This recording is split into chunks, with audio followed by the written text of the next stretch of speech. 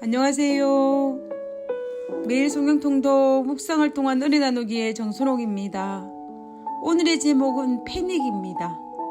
오늘 성경 본문의 배경은 다니엘 9장입니다. 다니엘 9장 3절에 내가 금식하며 베옷을 입고 죄를 무릅쓰고 주 하나님께 기도하며 간구하기를 결심하고. 다니엘은 참으로 영적으로 안정적인 사람이라는 생각을 하게 됩니다. 왜냐하면 우리가 알다시피 다니엘 6장에서 다니엘은 30일 동안은 왕 이외에 다른 어떤 신에게도 구하게 되면 사자 굴 속에 들어가야 한다는 사실을 알았음에도 불구하고 다니엘은 전혀 당황하지도 않고 예루살렘을 향한 문을 열고 전에 하던 대로 하루 3번씩 기도했던 그 기도문이 적혀 있는 것이 바로 다니엘 9장입니다. 배고픈 사자의 울부짖음도 다니엘을 당황하게 만들지는 못했습니다. 어쩌면 패닉 상태에 빠질 수 있는 상황이었는데 다니엘은 전혀 당황하거나 요동함도 없이 매일의 일상을 성실하게 해나가는 다니엘의 모습을 볼 수가 있습니다. 80이 넘은 고령의 나이임에도 불구하고 전혀 당황하지 않고 생명을 건 금식을 한 그 기도문이 바로 다니엘 9장인 것입니다.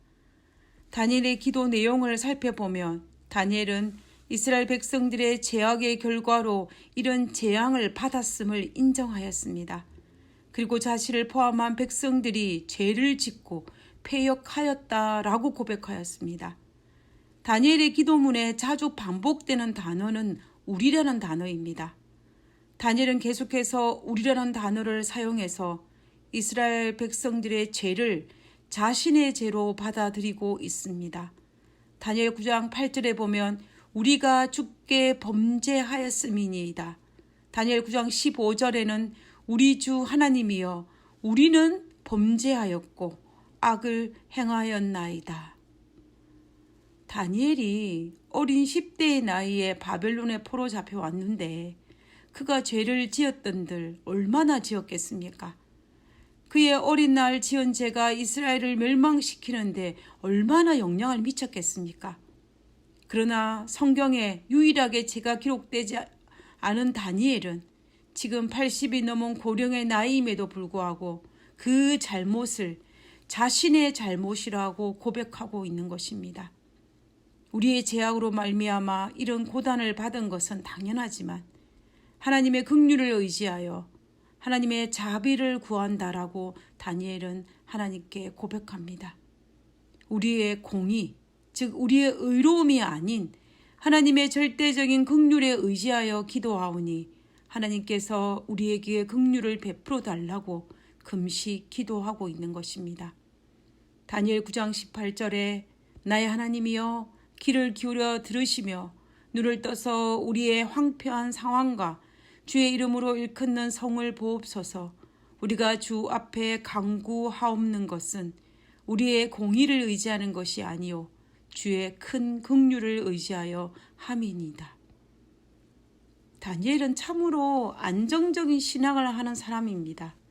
다니엘은 참으로 겸손하고 올바른 신앙관과 건강한 자아를 가진 사람입니다. 남의 탓을 돌리기보다는 민족의 잘못을 자신의 잘못으로 인정할 수 있을 만큼 겸손한 사람이었습니다. 비록 죄를 짓고 패역했지만 하나님께 기도할 수 있는 올바른 신앙관을 가진 사람입니다. 그는 하나님의 품성을 알고 있었기 때문에 하나님의 긍휼하심을 믿고 기도할 수 있는 올바른 신앙관을 가진 사람입니다. 그리고 자신이 처한 암울한 현실을 방관하거나 현실을 회피하거나 자신이 처한 상황을 비관하거나 조상과 하나님을 원망하거나 남의 탓으로 돌리지도 않았습니다. 자신에게 주어진 현실 속에서 겸손히 기도하며 하나님의 도우심을 간구하는 건강한 자아를 가진 사람입니다. 사탄은 다니엘의 기도를 막고자 그를 패닉에 빠뜨리는 상황을 만들었습니다. 그러나 다니엘은 그 상황 속에서도 하나님을 바라보며 요동치 않은 편안한 안정감을 가진 건강한 자아를 가진 사람입니다. 다니엘의 겸손과 다니엘의 올바른 신앙감과 다니엘의 건강한 자아를 우리는 배워야 할 것입니다. 그것이 예수님의 재림을 준비하는 우리들의 올바른 태도일 것입니다.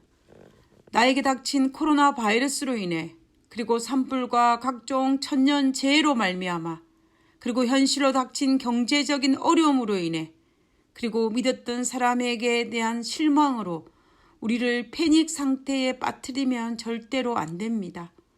어쩌면 사탄은 우리가 이런 상황을 직면하면서 패닉 상태에 빠져서 하늘을 바라보지 못하게 하고 이성을 잃게 하고 올바른 판단을 하지 못하게 합니다. 저는 제 인생에 패닉에 빠진 적이 몇 번 있었습니다. 그 중에 한 번은 한국에서 운전면허증을 따는 과정 속에서 겪은 패닉이었습니다. 20년 전 캐나다로 이민 목회를 떠나기 직전에 꼭 필요한 것이 그리고 반드시 따야 하는 것이 운전면허증이었습니다.